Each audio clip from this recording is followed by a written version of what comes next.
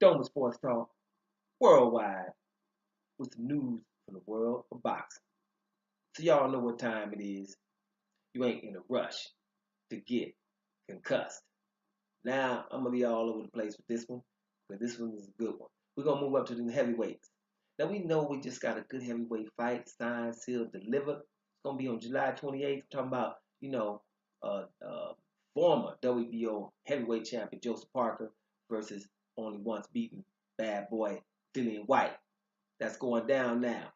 Now, but they gonna get some flack from the people they didn't fight, like your boy KUBRAT Pulev. He's the IBF mandatory. Was waiting to have that fight over there in Sofia, Bulgaria, on the 28th, I think it was, or 25th of August. Right? So the fight got taken away. Now KUBRAT Pulev has erupted, went off. Okay, and it's telling it like it is, and it's good. It's good. It's a nice article. I'm gonna put it in the description box. Y'all read it, right? Because all of it, he went in. He went really, I'm talking about seriously went in on these boys. He called them schizophrenics and manipulators, right? He's talking about Eddie Hearn and Dillian White because his point is this, right? You had a purse bid. Most people that's familiar with boxing knows when the two, sides can't really agree, then it goes to purse bid. And that means anybody can promote the fight, that they want to. Now, a sport outfit, Epic Sports, wins this purse bid. Not the promoter from KUBRAT Pulev or the promoter from Dillian White, which is Eddie Hearn, Khalid Sauerland for your boy KUBRAT Pulev. They only bid both around that 800,000, and Epic Sports got it for 1.5, almost doubled their money, right? So KUBRAT Pulev point is, once it went to the purse bid, you lost the purse bid, right? I get 70 something, you get 30 something. That's it. That's what it is. That's what, the regulations are. So it wasn't no non-negotiable as far as KUBRAT Pulev was concerned. But he was saying, hey, these guys, the fight signed already for August the 25th. And Eddie Hearn is still out there talking like we're getting close to a deal. Or, we want to see if we can get the fight in England. KUBRAT Pulev's point was they offered him some money to try to get it in England because it's supposed to be in Bulgaria. And he's like, no, you lost the purse bid. There is nothing else to discuss. Eddie Hearn was trying to get him to go to England, right? And then he said too that Eddie Hearn tried to get the purse bid split because I think it's what I don't know if it's 70 to 30 or 75 25. I'm not sure, but it's in that area, right? And so Eddie tried to move the purse bid split.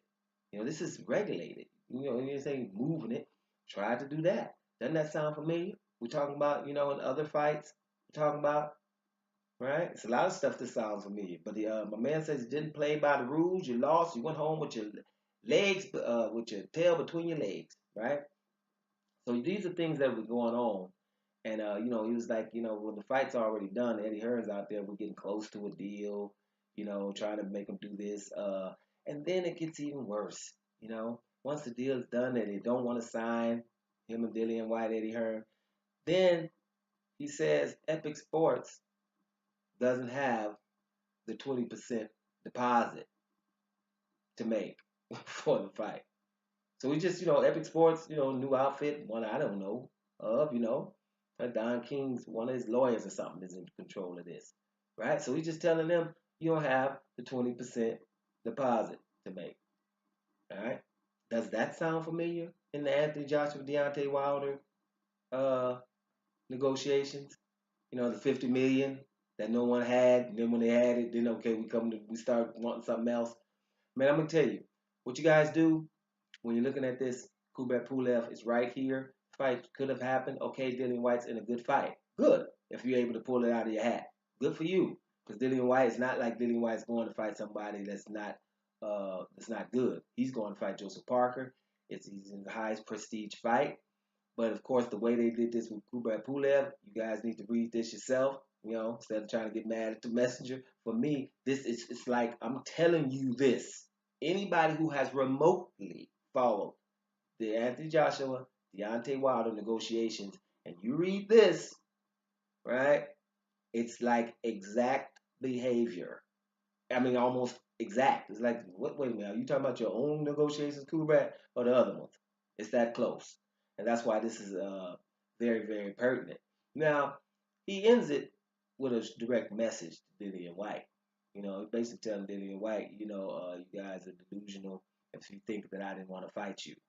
So he says he really wants to fight you or whatever. He says, I'm here and I'm ready to beat your delusional butt back to reality. So those are direct words. So, somebody pushing up on Dillian White, but it's too late now because Dillian got Joseph Parker problems, right? Let's see who Kubrat Pulev is going to fight. But I thought this information was good to shed some light on some of the other things that have been going on that have been glaring, in my opinion. And this behavior right here, Kubrat Pulev, what is he, a member of LDBC or something? Right? Kubrat Pulev, right? It's just saying what happened. And it sounds exactly familiar to what's going on in the other negotiations. Basically, what I'm basically trying to tell you is Alexander Povetkin was getting fought since end of January. All this other stuff was a smokescreen. That's the same thing that happened here. Close. Done with sports talk worldwide. And I'm about to here.